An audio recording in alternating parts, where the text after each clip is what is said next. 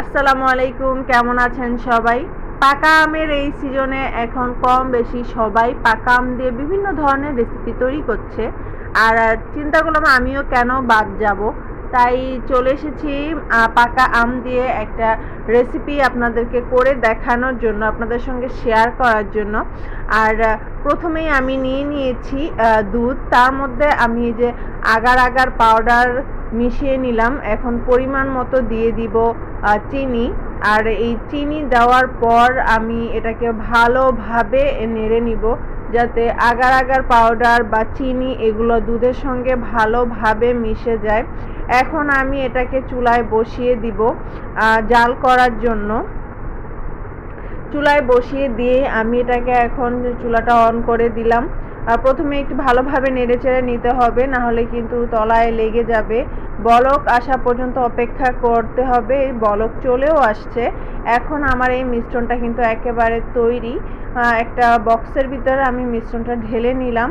আর এখন এটাকে আমি 5 মিনিট ফ্যানের নিচে রেখে দিব ঠান্ডা হওয়া পর্যন্ত। তারপরে এটাকে আমি নর্মাল ফ্রিজে রেখে দিব যতক্ষণ না পর্যন্ত এটা জমে যাচ্ছে পুরোপুরি।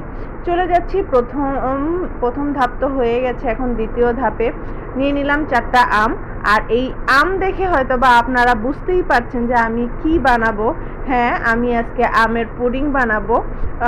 দুধের আর আমের 2টা লেয়ার দিব। দুধের লেয়ারটা তো আমার তৈরি। এখন আমের লেয়ার দেওয়ার জন্য আমি প্রথমেই পাকা আমগুলোকে ছোট টুকরো করে কেটে নিয়েছি।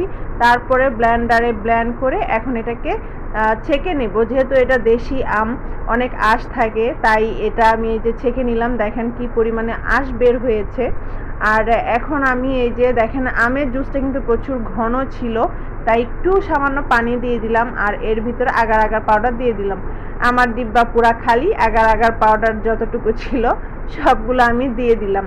আর এখন এটার ভিতরে আমি একটু চিনি দিয়ে দিব। মিষ্টিটা আসলে যার যার পছন্দ মতো।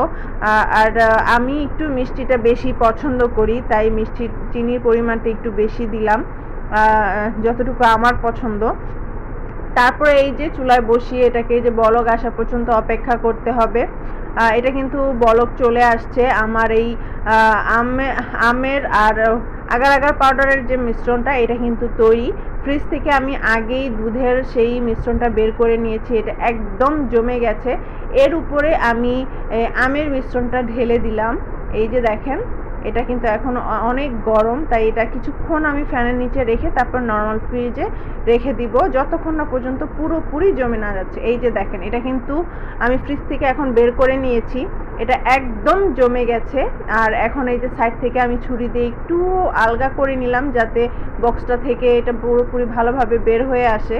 আর একটা প্লেটে দিয়ে উল্টে আমি এই যে এটাকে ঢেলে নিয়েছি। দেখেন মাশাআল্লাহ কত সুন্দরভাবে এই আমের পুডিংটা হয়েছে। আর দেখেই বুঝতে পারছেন কতটা লোভনীয় আর টেস্টি হবে। এটার কালার এবং স্ট্রাকচারটা দেখেই বোঝা যাচ্ছে। আর এই যে দেখেন কত সুন্দরভাবে লেয়ারটা চলে আসছে, একদম পারফেক্টলি হয়েছে আমার আমের এই পুডিংটা। আর দেখেন মাশাআল্লাহ কত সুন্দর লাগছে আমার আমের পুডিং দেখে। দেখেন এদিকে রাফিন চামিচ বাটি নিয়ে বসে আছে টেবিলের উপরে, আর রাদোয়া তো পুরা টেবিলের উপরে উঠা বসে আছে চামিচ আর বাটি নিয়ে, কতক্ষণে তারা খাবে। এটা কিন্তু মাশাআল্লাহ অনেক মজার হয়েছে। অবশ্যই আপনারা বানিয়ে খাবেন।